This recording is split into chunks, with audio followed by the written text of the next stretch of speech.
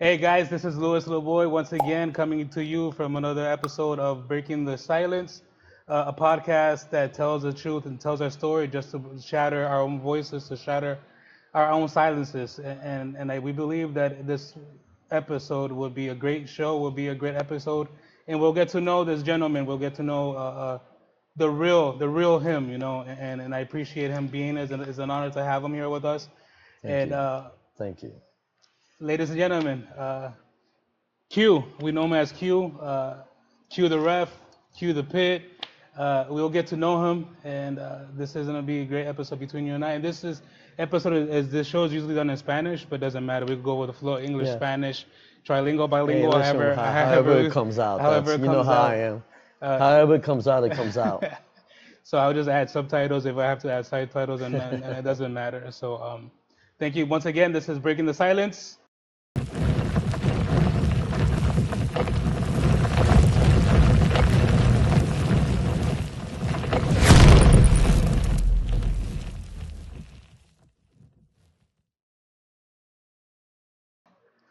Once again, thank you for being with us. This is Louis Leboy. We're Breaking the Silence with Q, the ref, Q the Pit, Quintero, as we know him as Facebook.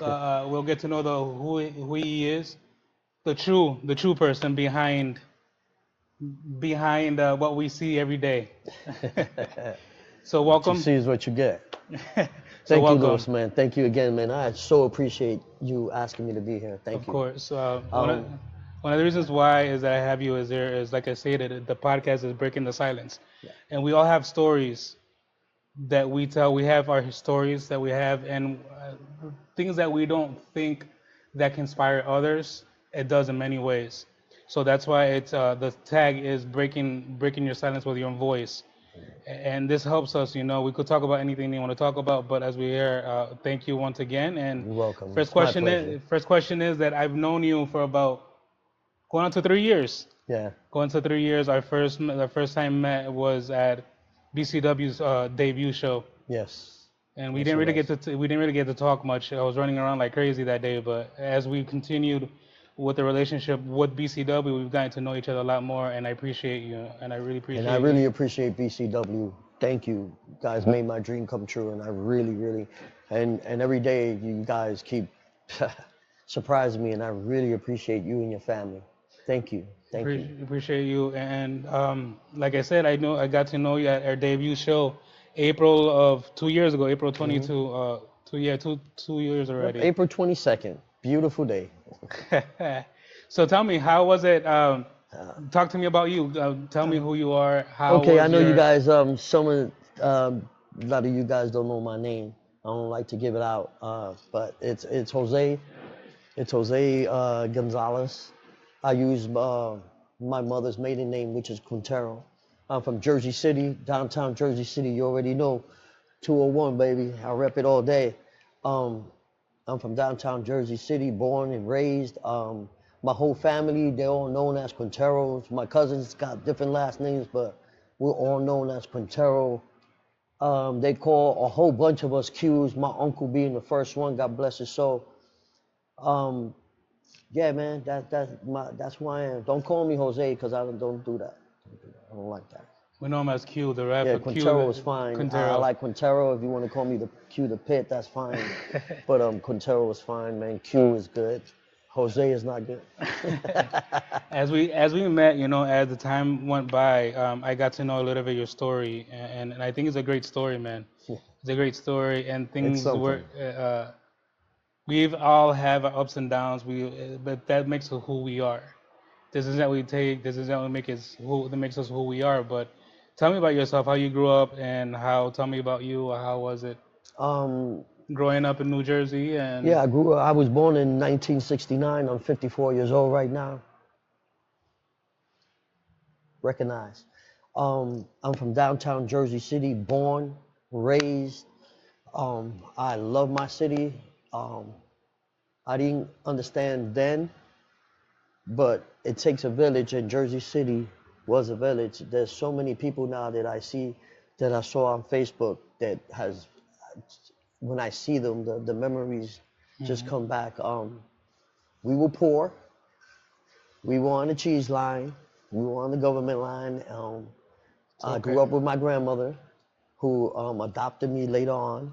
I grew up with my two youngest uncles, being my brothers, which is Oscar, and my other brother Jose. His name is Jose too. They call him Big Jose.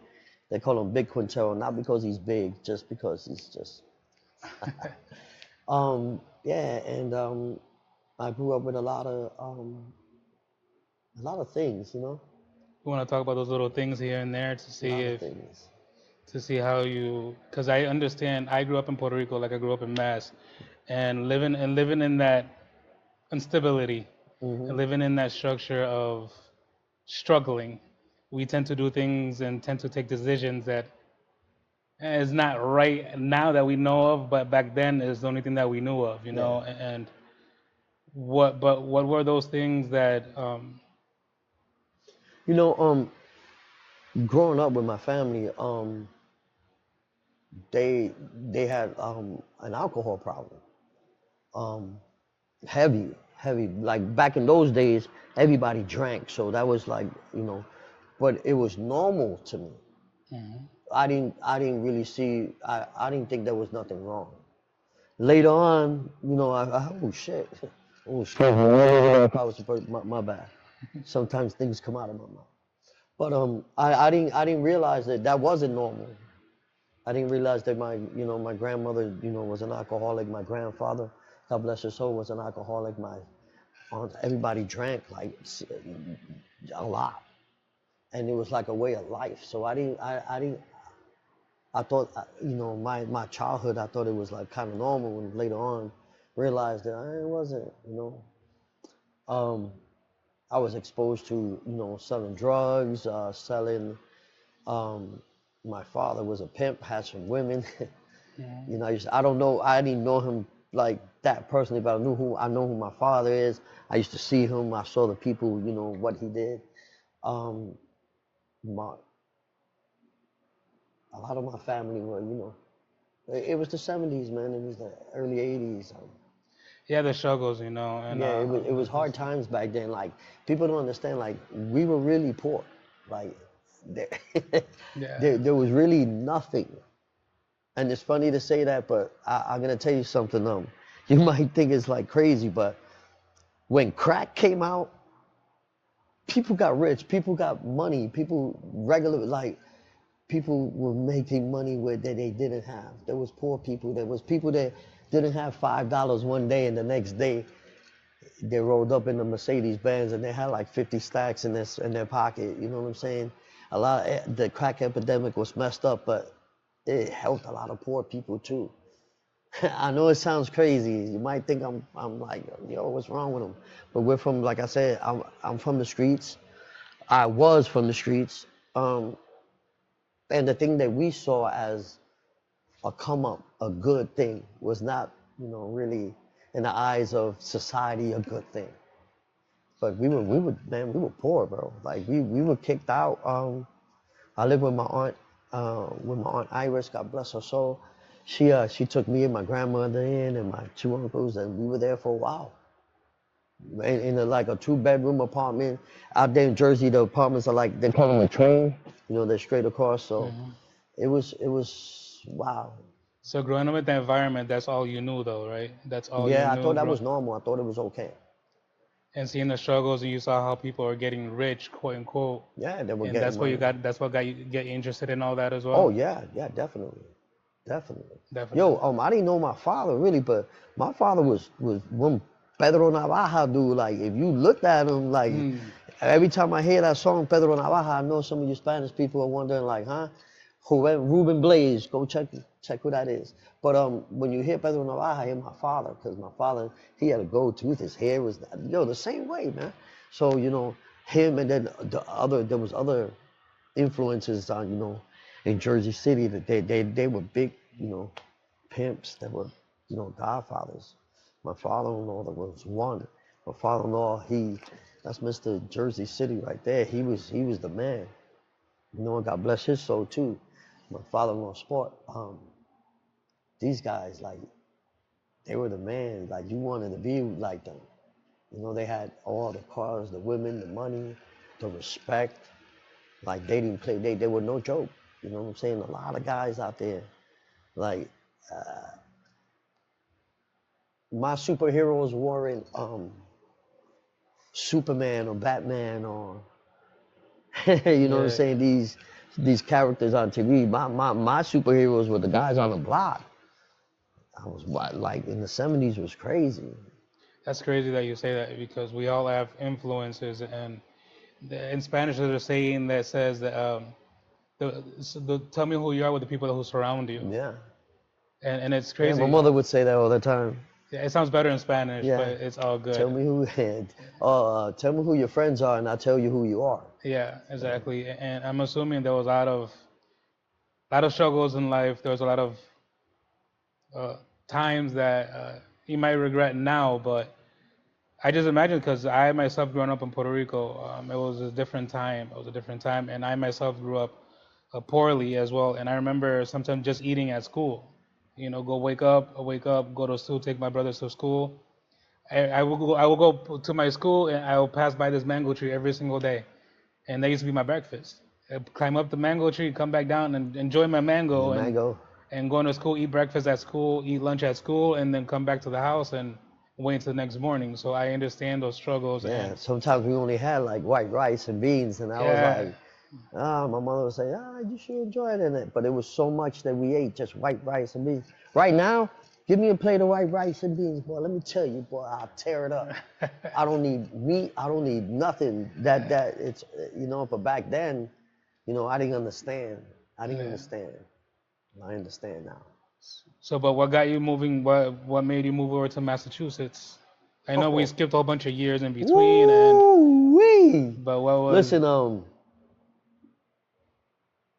that's a far leap. We got to go back. Okay, I was from Jersey, and then I got into drugs, and I was selling drugs, but I started using drugs, and then I came out to my real mother lived out here, so I came out to Chicopee, Mass, and I winded up kicking. I didn't even know I was kicking. I didn't even know I was getting off drugs. I used to sniff dope, heroin, P funk, what we used to call it. So I got into that like the first time I was like 18 till I was 19, and I came here and I got off.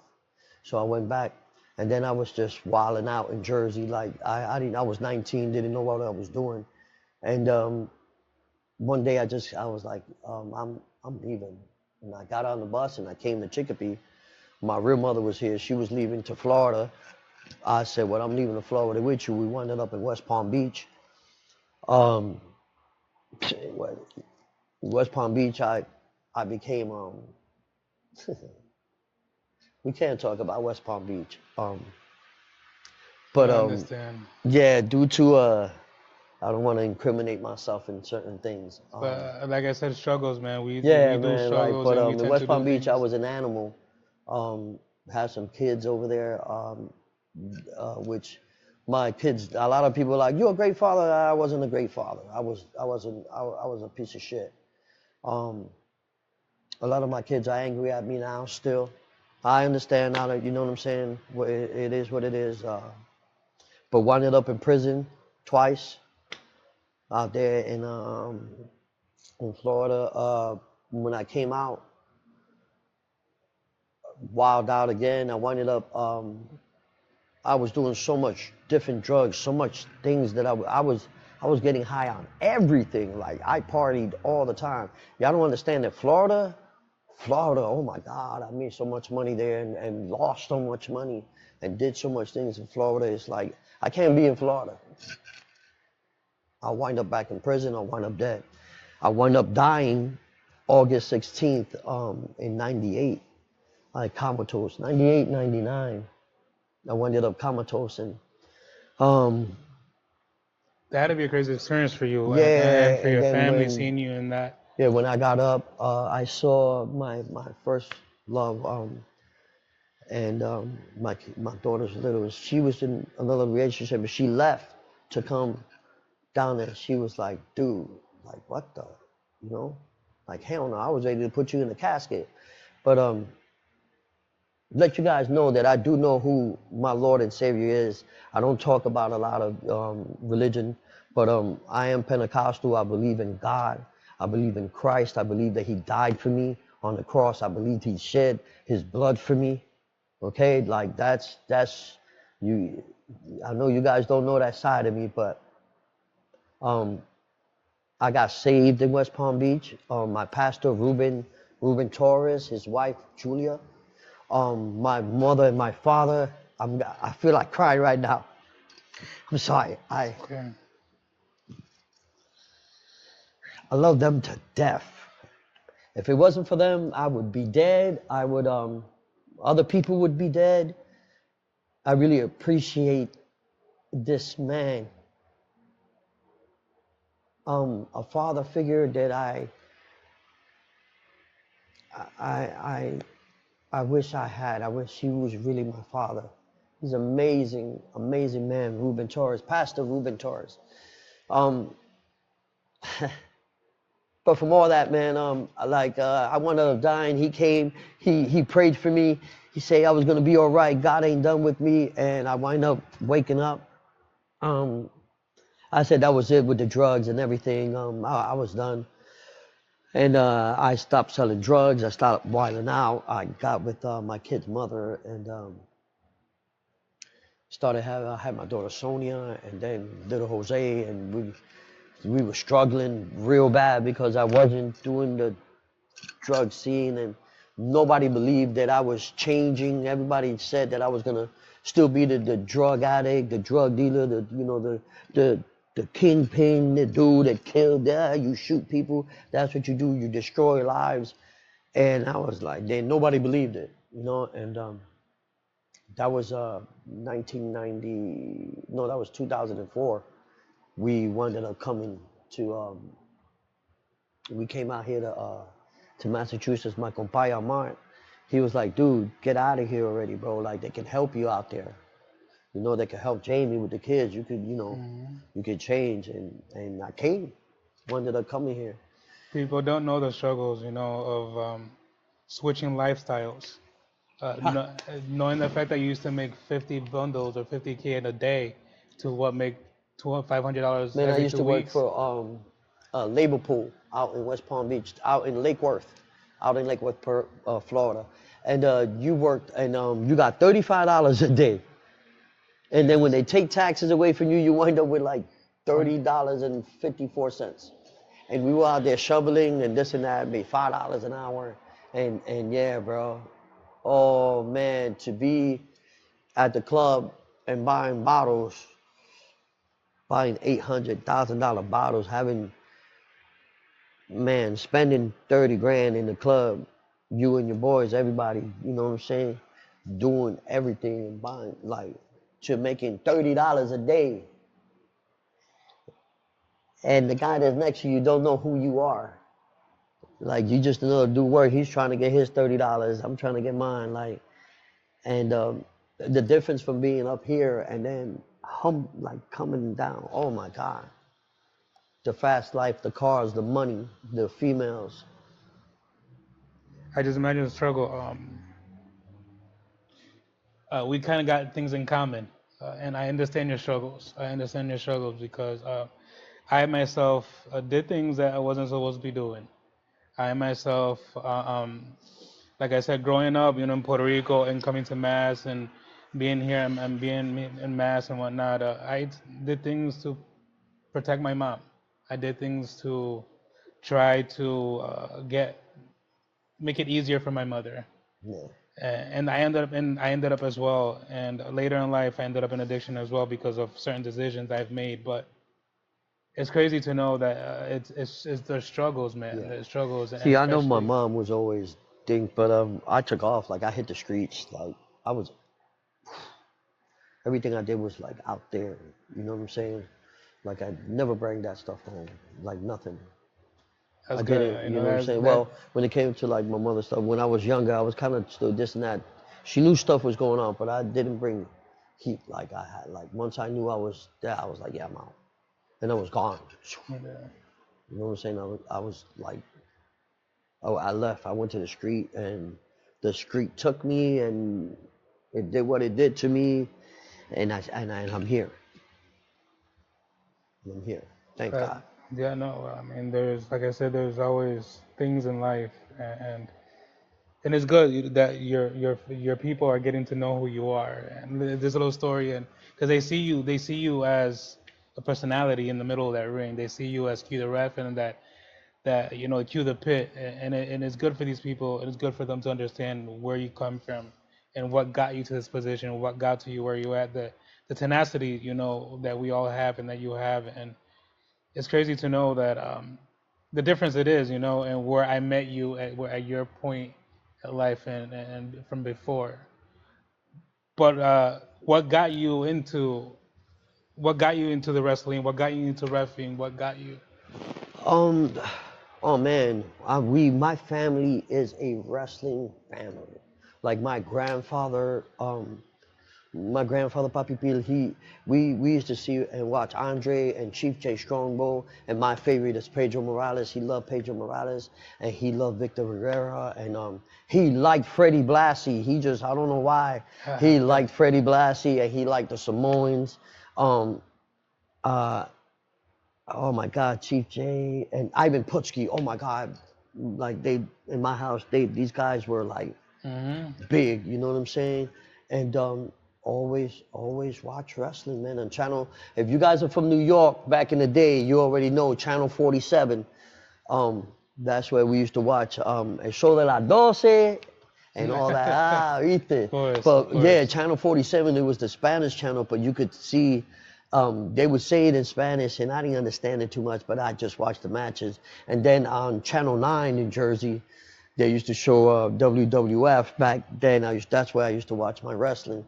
And from the, man, we watched everything, man, from the first WrestleMania, a Survivor Series on Thanksgiving. Like my brother Oscar would come, and he'll get in. The whole family was there to watch Survivor Series. We are like, we love wrestling. We just love wrestling. Um, Never would I ever,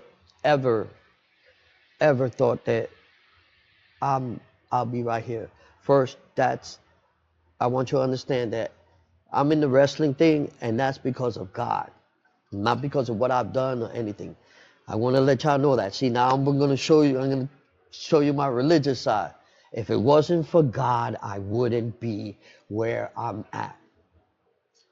Point blank. I make stupid decisions. I do stupid things. I say stupid things sometimes, and sometimes I get thrown that way. But when God wants you to do something, no matter how you run and whatever, you're gonna do it. And I'm here because, and I say it all the time. I'm in wrestling, and I thank God because there's no way that a 50-year-old man could start reffing and then be at this point. I'm not like all that there, but the things that I'm doing, the places that I'm going, I would never have thought I would never be there. And how I started, how I walked into Kevin Landry's combine. If y'all don't know, Kevin Landry is my trainer. Um, I love that man. I thank God for that man. He is rough as hell. He is a Viking. He is a Viking when it comes to wrestling. He pulls no punches. Everything that I do, I take 90% of what he says. Because sometimes some things that he has done I can't do, but there are 90% of the things that he has taught me there. And I walked into Kevin Landry because of a friend of mine, a real good friend of mine, passed away. Leon. Leon, I love you, man. See, now I'm gonna cry again. Me and Leon, we played football since I got into when I got into Mass. I started playing with the Western Mass Touch Football League, with the Flag League out in Holyoke. We battled against Connecticut. 10, 12 years I played in the league. God bless my brothers. I still love you guys. Leon used to play with me, and Leon died. When Leon passed away, um, we always talked wrestling, but he never told me that he was in the school, and he never told me that he was doing all this. Like, never. And I mean, we talked all the time. I mean, he could tell you about wrestling. Oh, SummerSlam, 1988, such and such and such and such. What was the finish? And you just look at him like, what? And he'll tell you the finish. He'll tell you how he went into the finish. He was so knowledgeable. And when I was with the football team, we go to the funeral, and there's these guys on the other side. It was 5 Star. I remember 5 Star Jace was there. Honest Abe. There was a couple of other guys, and I remember them because I started getting close with. Everybody knows I'm real close with Honest Abe and 5 Star. Like, they were there, and I think Marcos was there. Magnificent Marcos was there, and yo, who are them dudes? Like, what football team they're from? And they were like, nah, dude, that's the wrestling guys. And we're like, wrestling? What do you mean? And they was like, yeah, man, he was at the wrestling school, whatever. And I was like, what? I was like, oh, damn, he never said, like, dude, Yeah. he was managing, he was doing a lot of stuff over there. And, man, and I love you, Leon. Thank you. Leon is another reason I'm here. You know what I'm saying? Leon.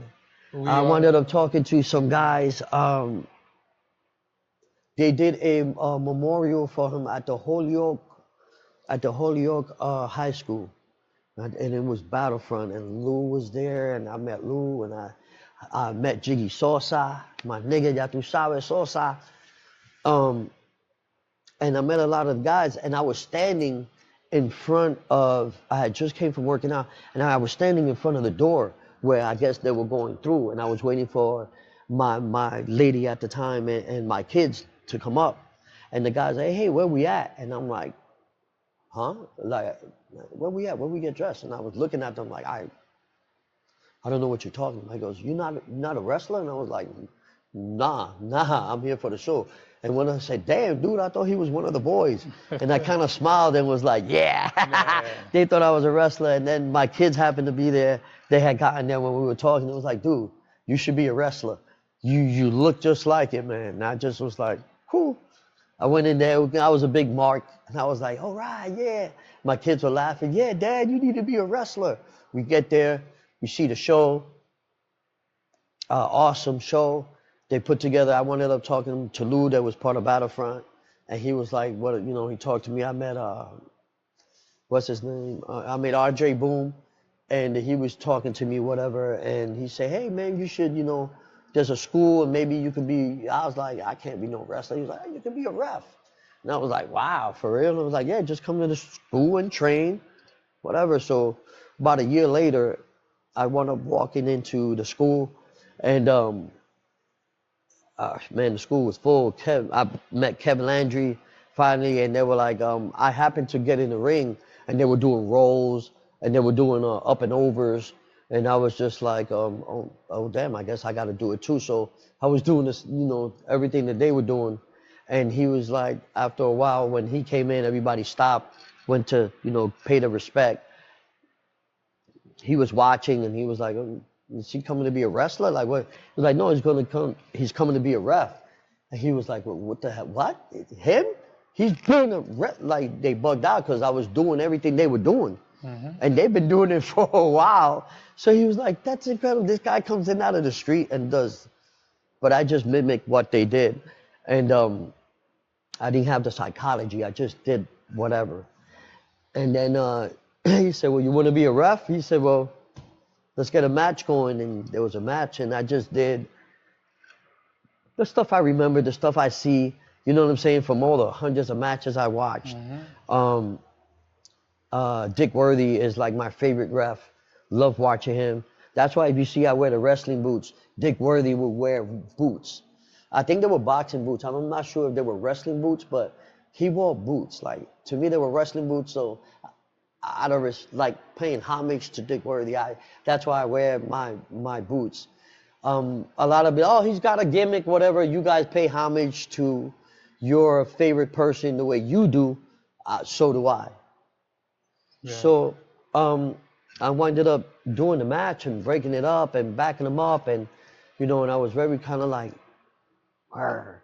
And Kevin was like, oh my God, like, get out of here. Like, wow.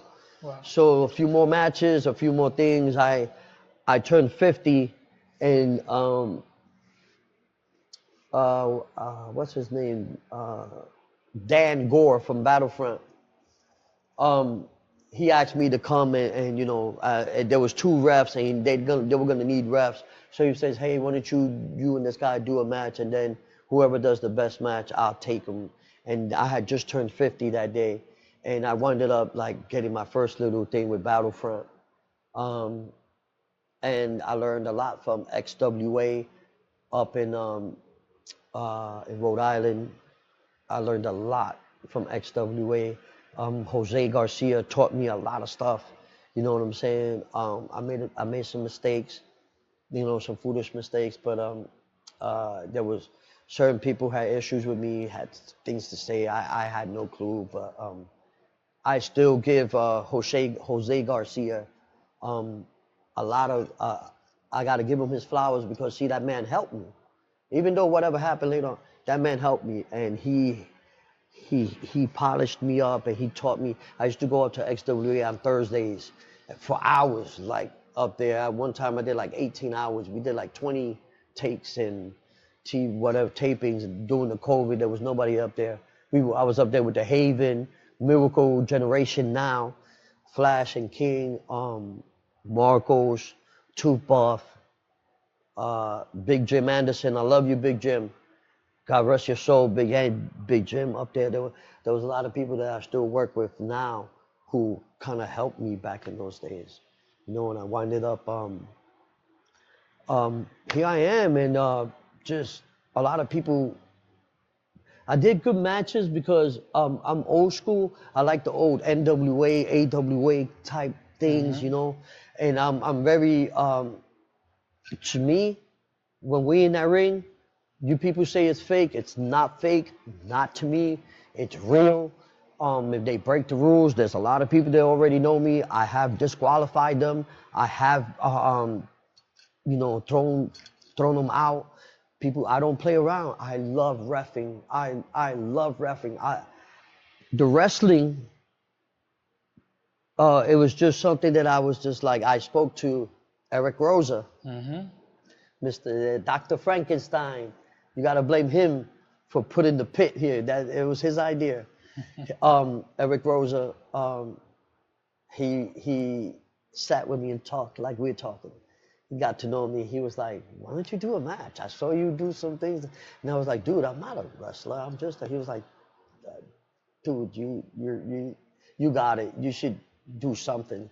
And I was like, "Hey, man, if the opportunity ever comes, and BCW, Eric Rosa, Louis LeBoy, you guys made that opportunity for me." I remember, man.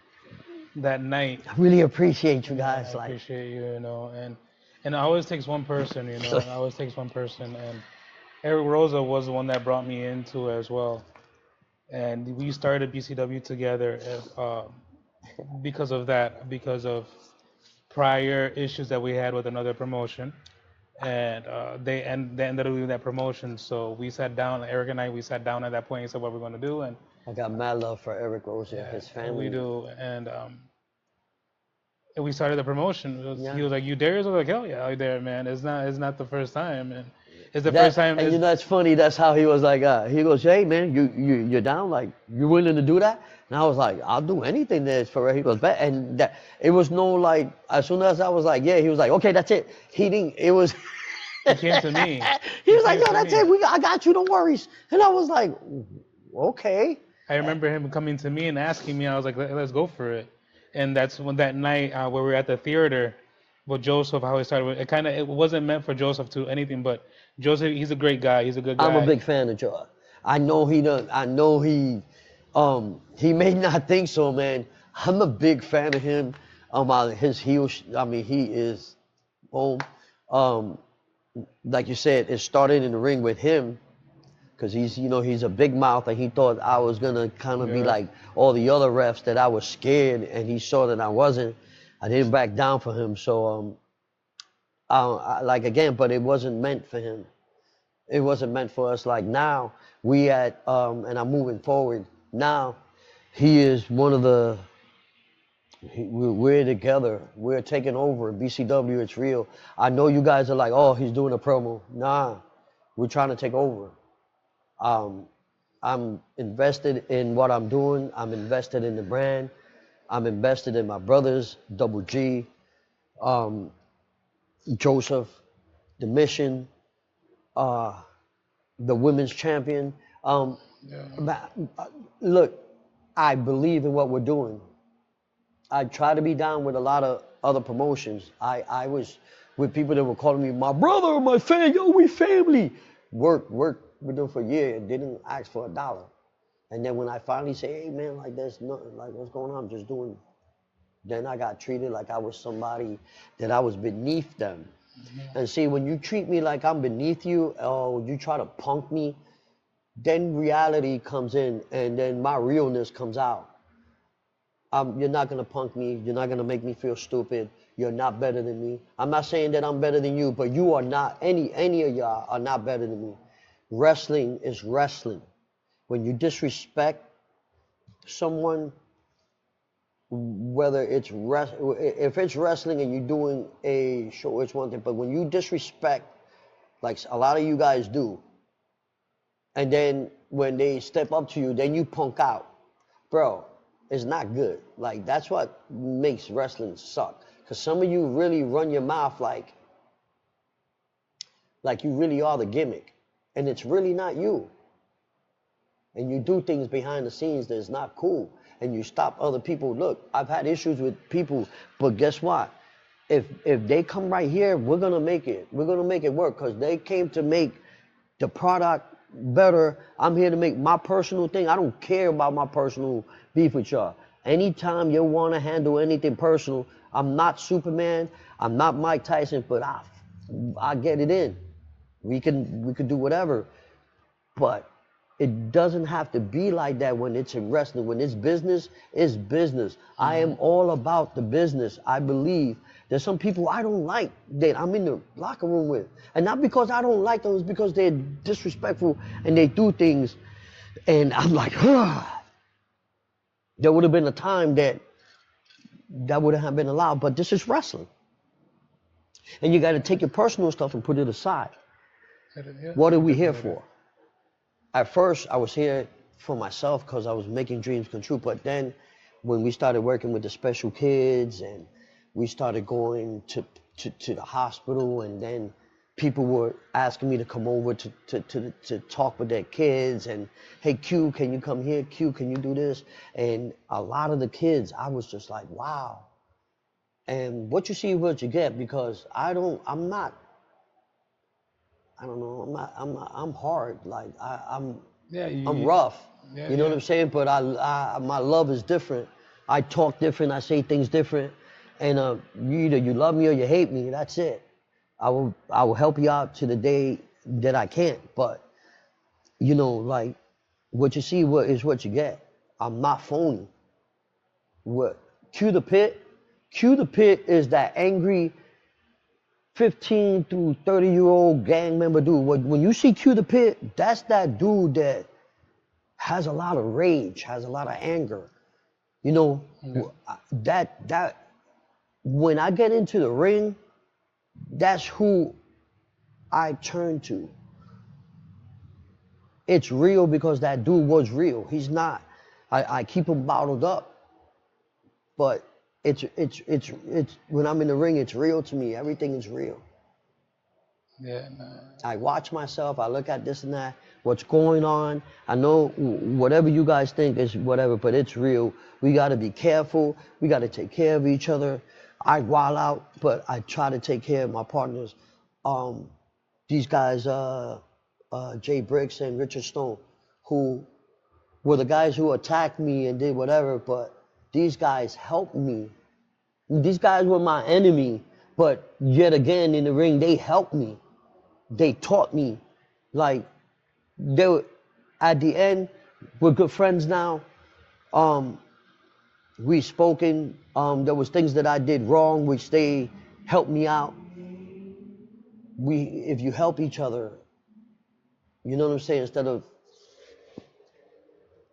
trying to, how do you say, oh, I'm such and such, man. It doesn't matter. It doesn't matter. At the end of the day, why are we doing this?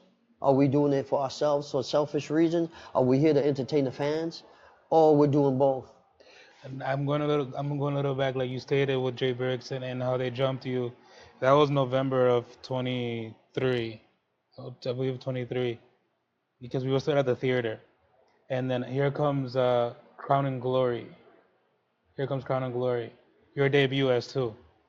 Yeah. And how did that feel? How did that feel when you heard that pop?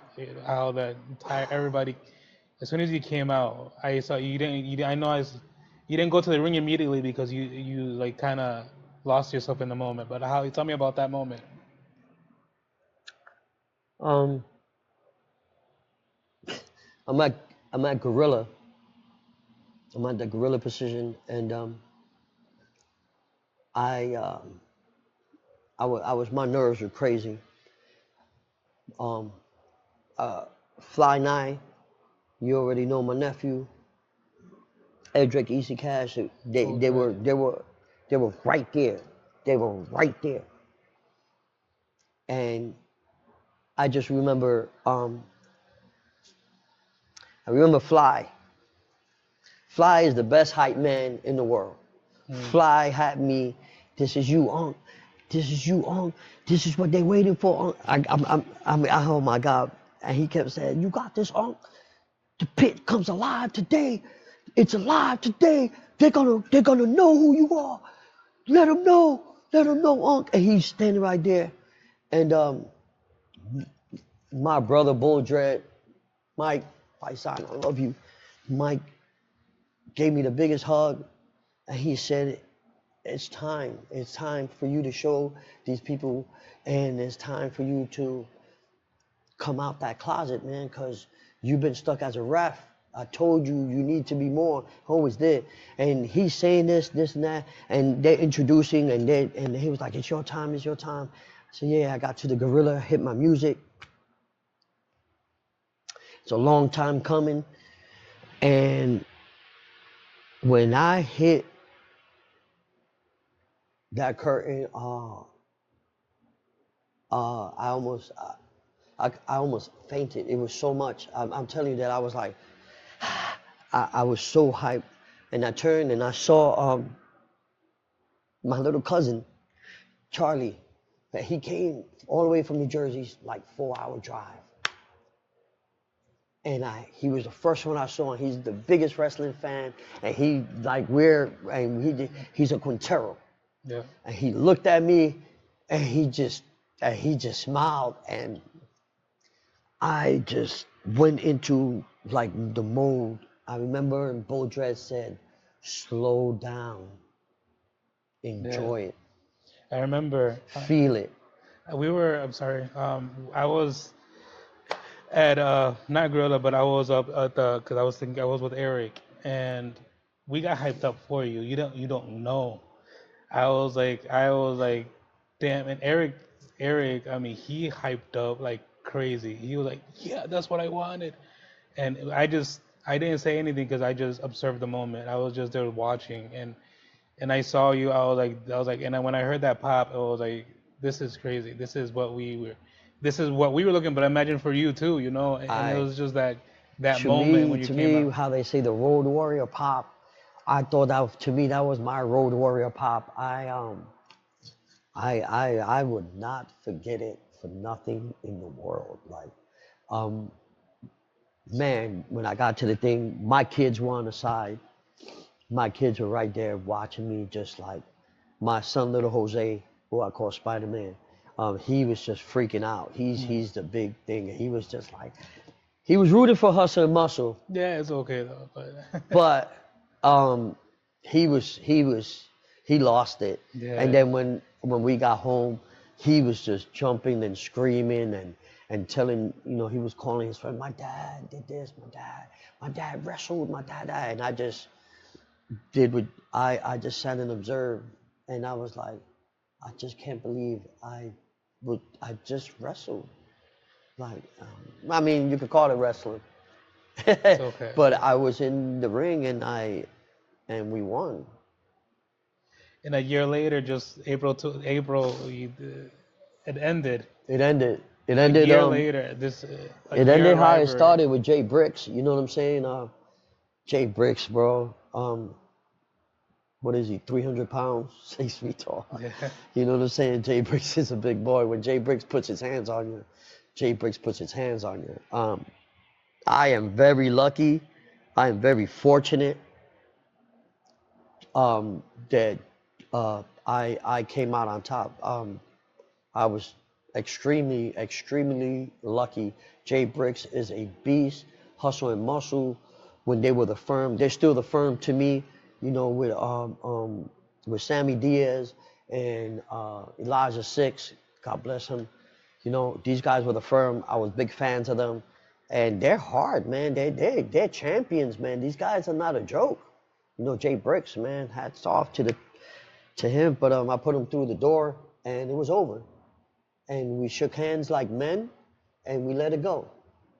Just the other day, he was wearing my shirt. But throughout, it's like I said, throughout this moment, I have to bring it back a little bit. Seeing, like you say, seeing your son and going through those emotions, and not just those emotions, the front row posse going Yeah. through those emotions. Shane. Shane is one of those guys that I play football with. Shane and his brother Steve. We call him Bojacks. He's a sheriff now out there in the Carolinas. He left Springfield with the baddest white boy I always say that I play with. But Shane, front row posse, I love you, Shane. Your boys, man, I love you guys.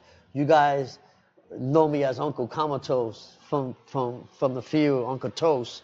You know, for you guys to come and back me up. Shane Calabrese has backed me up from day one. He also sponsors my matches, right? Yeah, yes. Sponsor Shane and what we call now the BCW front row posse. Yeah. When you say you need a friend in your corner, Shane Calabrese is that friend. When I've had some mental issues, going through some things, Shane, hey man, you good? Hey, calls me up, anything. His brother Steve, Bojax, he's on patrol. I don't know if you get in trouble for this. He's on patrol like 1 o'clock in the morning. He calls me up. What's up, Toast? You good? Hey man, what's good with you? Oh man, I'm here just sitting in the dark, just waiting for somebody to fight. You know, she's doing traffic duty, and he's talking to me, and man, we spent about an hour talking, on the phone, and that these guys, when you need friends in the corner, these are the type of people that you need. And I've been so fortunate that I've had a lot of people in my corner, not because you're here and I'm kissing ass, but lately, these last 6, 7 months, you've been, and your wife, mi Of course. hermanita, te quiero. I gotta put her out there. Yeah, it's okay. You guys have been very important in my life and the things that you We said. And Shane appreciate it. Calabrese, I've known him now since 2004, 20 something years, and I I wish you guys could have a friend like Shane. I wish you could. It's Man, he's a great man. now that you touched the point, mental health. It's really important nowadays, and we all have gone through we all go through our struggles, and but I've always said to everybody, and when it comes to BCW, we all have problems, we all have Yeah. issues, but I always told everybody that family always comes first. Family always comes first, and I've seen it because not because I'm just a counselor. Obviously, that's what I do for a living, but I always believe it's important for mental health, especially within wrestling and anything else in general. But how has wrestling has helped you with your mental health? Now that you touched the Um, point.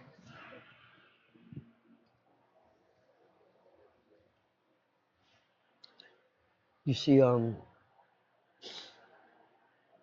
yeah, like a lot of you guys don't know. Yeah, I'm going through some mental. If y'all didn't know, well, I guess you're gonna know now. Yeah, I have been going through some mental issues this last year. Very hard for me. Uh, uh, I've been diagnosed with what you call it, all types of stuff that's been going on now. I ended up seeing a counselor and stuff like that. Trying to talk I got, I got things in my head that talk to me that make me think stupid sometimes, and I gotta get that out. Gotta realize that there are things that are going on more important than what has happened. Hmm. I don't know if I can. I don't know if you can understand No, that. I Like, understand, Drew. I understand. I'm gonna tell you. Look what's going on with me. I am being blessed beyond belief. Um, I'm associated with good people. The SAT brothers out Maximo out in New York. I have mad respect for them. Thank you for giving me the opportunity. Like I've always been out there. That I'm being blessed. I'm going to Puerto Rico to not only rep but to wrestle in Puerto Rico. I'm gonna be wrestling in some other places that I can't say right now because it's gonna be kind of like a surprise type thing. I am blessed. I am blessed every day. I'm having another child. Uh, and things are changing things, but there's my past that is, it keeps bothering me because of what was done. Hmm. And while I'm trying to move forward, this thing in my head keeps saying, look, oh, look at that, oh, now everything, oh, now this, that, look, and I don't know how to say, shut up, stop. And it's every day. Like I'm good right now, this and that, that. I see. I wasn't thinking about it because I was kind of thinking, but now it's in my head again, like da da da. And every so thing, you know what I'm saying? With I'm taking a few meds here and there just so I can stop the Yeah, jittering, and that's and I get anxiety. That anxiety is kicking my butt, and with all that, I, it's a fight. It's I had to fight to get here. I had hmm to fight to get out. And I'm like everywhere. But once I got home, it's like, I didn't want to go out. I wanted to stay right there. And I didn't want to do this. And I'm like, dude, you got to get outside. And it's me talking to myself. And I'm really like the way I'm talking to you, I have to talk to myself and say, dude, cut the BS, forget about that. That's dead. It's done. Oh, but and then they come, yeah, but you see what happened? Did you see? And I'm like, yo, and it's me fighting mental health. it is. Mental health is And I important. didn't think it was serious until I spoke with my sister Bex, and she was like, I was like, told her, I said, do you know that I yelled at myself? And she said, what? She was like, I yelled at I was in the car and I yelled at myself. Like I was really talking to me. Like there was like another part of me talking to me like, yo, what the hell's wrong with you? Like, what the hell? I used to be able to take things and just be done with it, and that's it. And now this, for some reason, I can't get rid of this person in my head and just say, yo, it's over, it's done. Yeah. What's wrong with you? And though I'm happy where I'm at and everything like that, and I'm doing everything positive, man, that thing in the back of my head just, and Yeah. it's all day. And when I've heard people say it's exhausting, It definitely is. It definitely I'm is. exhausted. I am exhausted. I am tired of listening to the bullshit in my head. Yeah. And it's all negative. And I understand. This is here we are. I understand what it is. I understand what's my problem. I just don't know how to get rid of it. You know what I'm saying? How to It happens a lot. It happens a lot. erase it. Yeah. Like, yo, it's done. And for some reason, once I get over that hump right there, like that, like it's like get that out of your head. Then I think that maybe I'm gonna start healing and looking for someone. But right now, it's like I can't believe it. Yeah, I got you. You know I what I'm saying? I can't understand. believe this is I understand. I like understand where that. you're coming from because BCW saved my life too. Oh Uh, yeah, it saved my life, and not I'm being obviously because I'm being biased because yeah I'm the owner, I'm the president, yeah. but No, but I uh, know what you mean when well, you you take on a project. it saved my life because prior to taking the project, I had just been told I only had a year left in my life. Oh wow. So it became my project. It became my goal, and you know, and it's only been 3 years now. But when I started BCW, I was just breaking my addiction. Nobody knew it. So by going through BCW, by doing all this, I'm at the point now where I'm at, thanking our higher power, of course, God, but also thanking BCW in itself because it saved my life. Yeah. And even before you knew me, back when you knew me, I was just like I said, I had just been said that you only have a year left in my life. In my life, I went through some operations and whatnot, and I was even though I'm still kind of big, but before that I was way bigger. Mm. And being in that ring, I'm training here and there, but being in that, it's definitely has helped me a lot. And I see that part because mental health is, like I said, it comes with wrestling has saved many people. People don't see it that way, but being in that Yeah. ring and being in that ring, being dealing with the children, dealing with their fans, and I remember we were the first wrestling company to come out in the Puerto Rican parade, and I was just chilling in my slingshot, but Hmm. I saw you roaming. I saw how much fun you were having, Yeah. talking to the fans and talking to people, and Telling them to come through. Tell them it's yeah, because it's. but I I saw believe how in it. I saw how involved you were, and I was like, he's done a lot, and I appreciate that all the time, and all Thank of you. that. But I mean, it's awesome, to see that transition you've done so far, and which I've seen throughout, not through the matches and nothing, but dealing with yourself, dealing with certain emotions, because we all grew up in a certain way that we were taught not to Not to be. talk, Yeah. not to say Not to anything, say nothing. and that's what we all raised as men back in the day, and it's hard to break that habit. It's hard to Hmm. break that because it was so drilled in our head that it was like, what?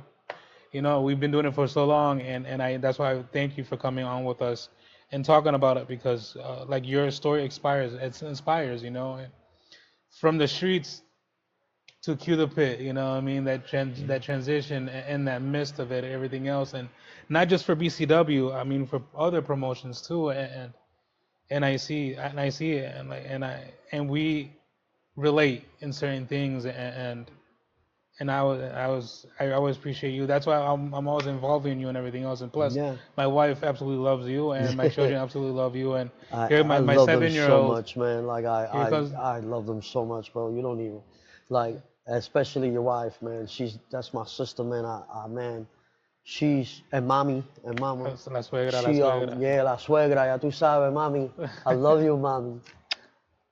Um, Lydia, and my let me seven tell year old, you, and my 7 year old too. And they from La Suegra Lidia. Oh my God, when I got jumped and I got beat up, that lady was ready to beat up like she was ready to take on Jay Break. She was so, and then she kept, how we say, sí, yo sobándome, papito, tú estás bien, tú le tienes que meter, cuando yo me voy a meter contigo. And I was like, oh my God, when I saw her, I wasn't really hurt, but I really played a part because her love was so genuine.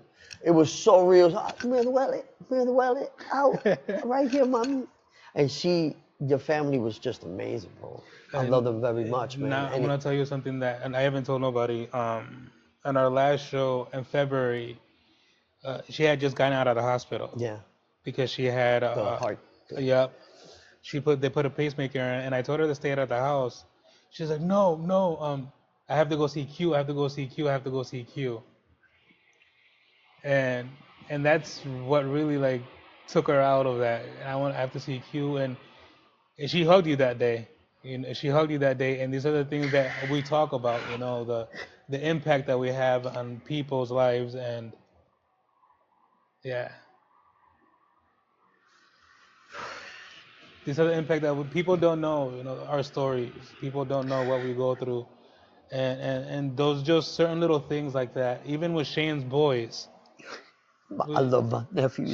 Shane boys, when I told them that they come out with you, that they could come out with you in your song, and even as like the ring gear stuff, and they absolutely loved it, and these are the things that I always look to do with these kids and with these families, and I always try to involve them. And even my nephew, Cito, he loves you too, and Yeah. Cito, he loves you too, and he's one of those kids that we've helped as well.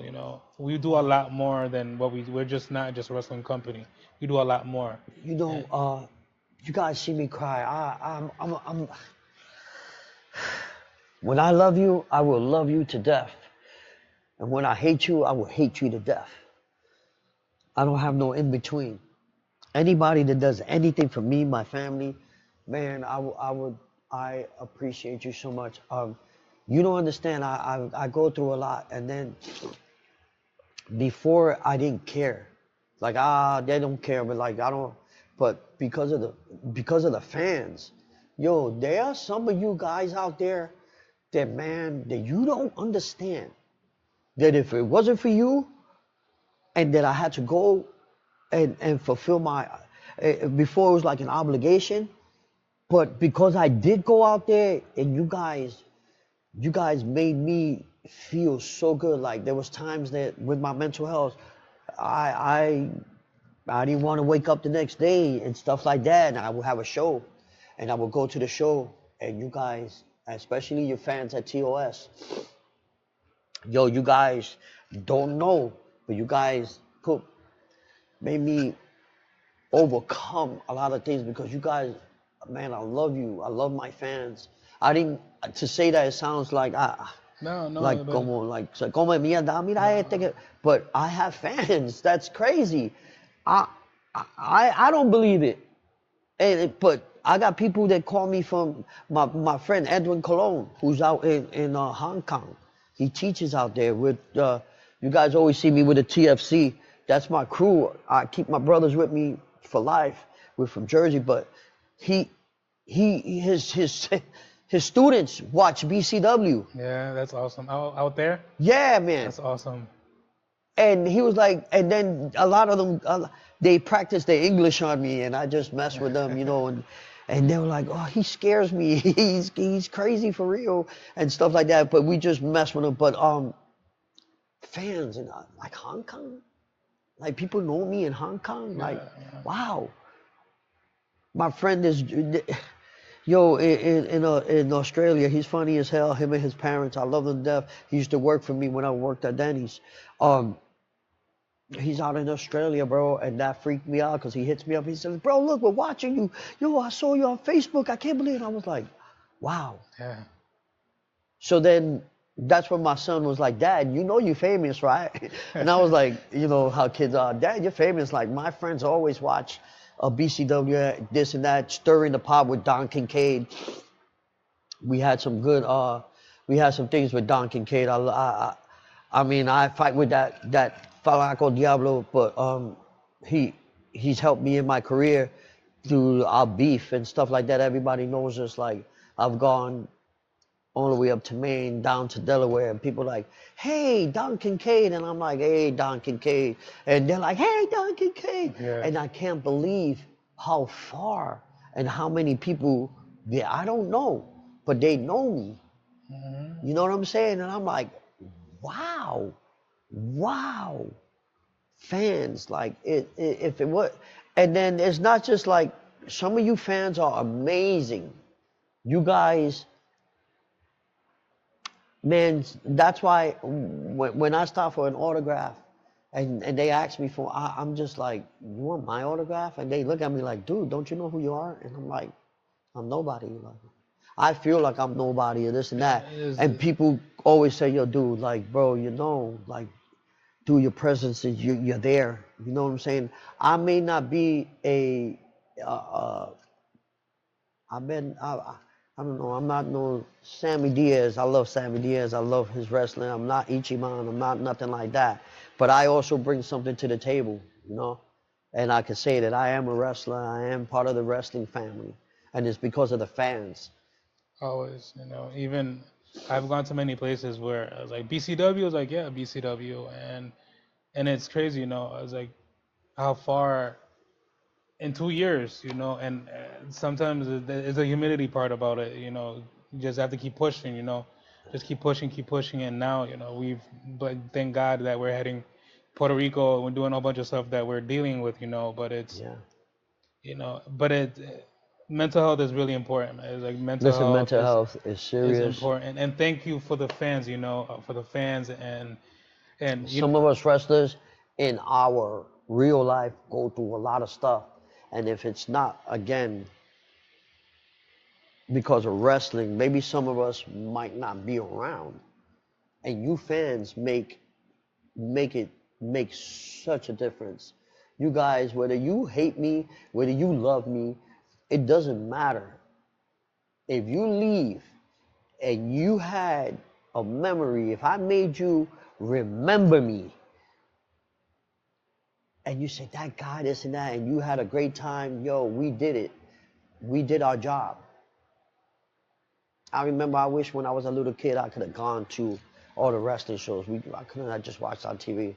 I didn't even know how, they went about. I thought they were wrestling 24/7. Like it was just, yeah, I yeah, didn't know that they went home after the match like I did and soaked their their yeah. feet, their back So hurt, good, this and back that. hurt. Like I didn't know. Take And the next day off. yeah, and taking the next day off and blah blah blah. But then you go and you hear all the fans, and I wonder what it's like. I know what that's like. I know why I get up again and do it again. I know why I train. I know why I keep doing what I'm doing now.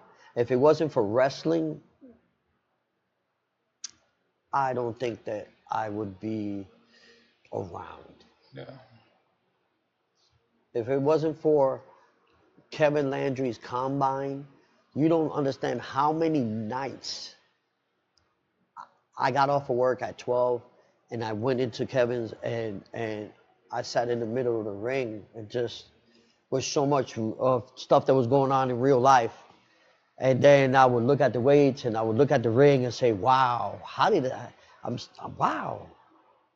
And then I would run the ropes and I would, do a few things or whatever. And I would go work out and stretch and this and that. And you don't know how many times I went into that building and I cried.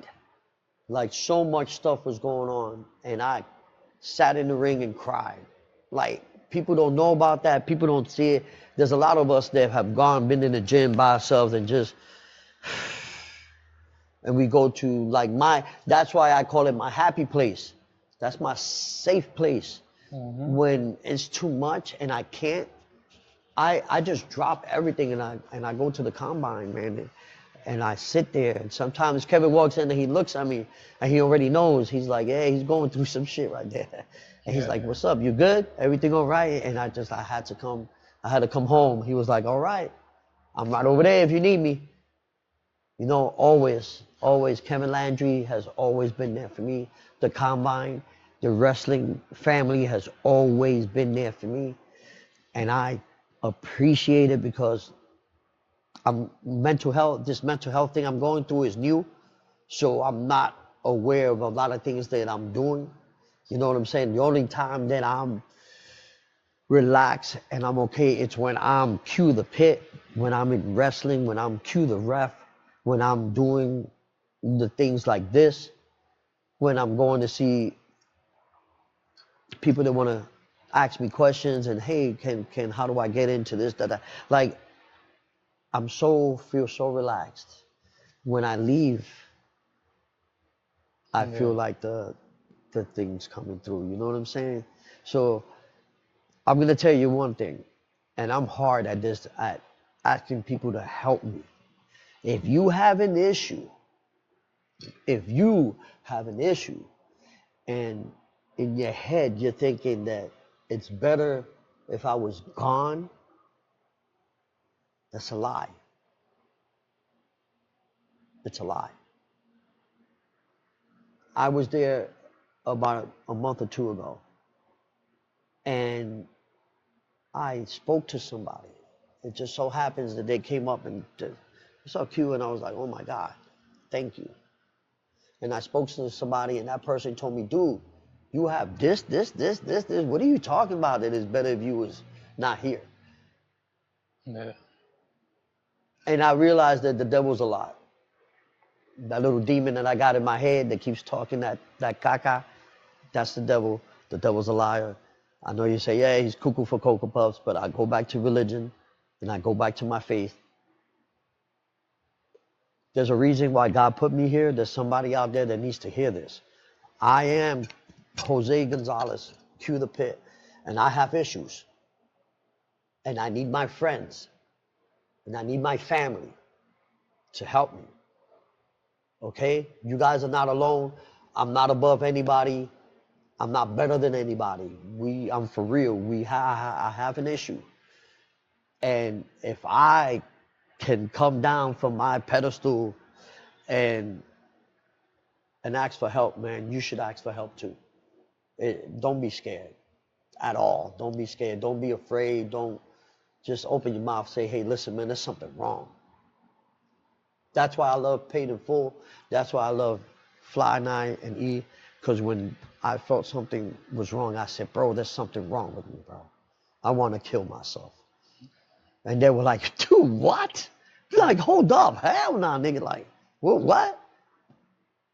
Yeah, things are real. Life is real, you know, and Yeah, they never it's heard me speak like that because if a lot of you around, I always speak positive. I always tell you to everything. Like I never try to get you whenever you forget that, bro. That's not positive. Like you got to do this, do this, like this, bro. Think positive. You could do it. You're gonna make it. You're gonna da da da. So when they heard that, they were like, oh, whoa, it's like, real. yeah, Yeah. like, Uncle, you serious? And I was like, bro, I'm serious, bro. Like I was like, oh my God, bro, like. I was pretty much done. But I opened my mouth and I spoke to younger people. Again, I'm 54. I was talking to the, younger, 24. It doesn't matter who you talk to. It doesn't matter. Sometimes it could be a 16-year-old. Sometimes it could be a little kid. Oh my God! And God will put that little kid in your side to say something to you that will snap you out of it. Don't be scared. Don't be scared to talk to somebody. Don't be afraid. And I'm telling you, like, don't be afraid. It will save your life. Trust me. It definitely will. It definitely will. Out of this entire podcast, if that's what you listen to and that's what you heard, that's the most important part. Talk to somebody. You know, people know me. People know me. I'm easily reached every single day. You know, through Messenger or people have my number. You know, they could just talk to me and call me whenever. I put myself out there because that's what I do for a living. Yeah. But I like what I do. You know, we love what we do, and especially BCW and whatnot. But I appreciate your time. Appreciate your time. Thank you. Like, wow. You And made me talk some stuff that, like, you know, but it's good. I mean, it's good for because they have as our fans, they need to know what we go through. yeah, And who knows? Like I've always said, our voices shatter our silences, but it also could shatter others' silences. And what we go through, they're probably going through at this time. yeah. And they could see us where we're at, you know, and what we went through life. And It's not easy. Like, it's everybody thinks that I live on a mansion on a hill. You know, they think they see this and that. I work. I bust yeah, my ass. of I work course, hard and I play hard. When I do my things, I do it because I work hard. You have to you have to have priorities, you know what I'm saying, set. And when you fix your priorities and everything will fall into its place. But you have to have a system. You have to have people that back you up. You have to have family and friends that believe in you. If your mother doesn't believe with you, if your mother doesn't believe in you, write her off. If your father doesn't believe in you, write them off. If it's your brothers, your sisters, if it's your kids, and they don't believe in you and you're trying to get better, write them off. Get better. What's most important is you getting better, getting help. That's what's most important is that you're still alive, that you get to live a life, even though you made mistakes, and some mistakes are real bad. Listen, don't sit back and like I did, and was like, oh, I buried my like I hit myself because of all the things that did bad, especially the things I did when my older kids, gangs, drugs, all that, like that. Worst part of my life. There was a time that I was in depression because of that. Excuse me. But you make mistakes. They might not forgive you. You may not forgive yourself at that moment, but in time, you change and you try to get better. And when you get better, if the people still don't want to mess with you or this and that, it's okay. It's fine. They have to work it out with themselves. But if you change for the better, you did right, you're good. Keep doing good. Keep doing right. Help somebody else.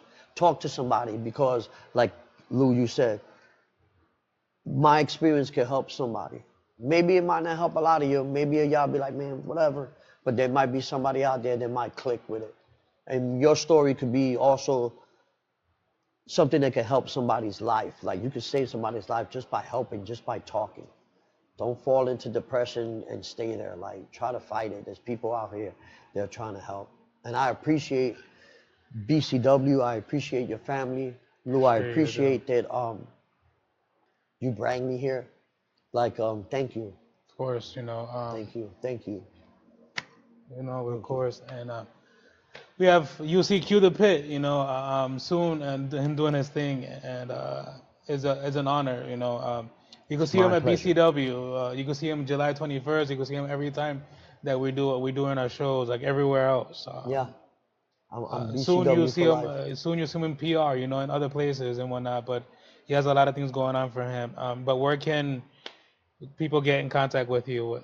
Um, Your socials, or how can they get in I'm contact with you? I'm really like you can get in contact with me through my Facebook, Quintero TFC. Also, my Instagram is the same thing. Um, you can hit me up on Messenger if anything like that. I don't like only my personal family has my number, and and it's just because like before I was out there and I helped everybody. My phone, it was just off the now. It's just too much, and I got to be a little bit more private because not everybody wants to see me do good.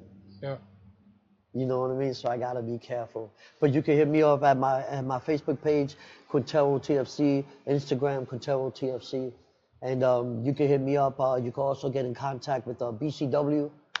You can hit BCW, and I don't know your email address yet, but but anytime you guys need to talk to me, if you guys can't get a hold of me, you get in contact with BCW, and BCW will contact me, and we would definitely, make it happen. definitely. Thank you for coming in and taking your time and telling us your story. This is breaking the silence, using your voice to shatter your silence. And thank you, and see you next week. Recognize. Love you guys. Thank you.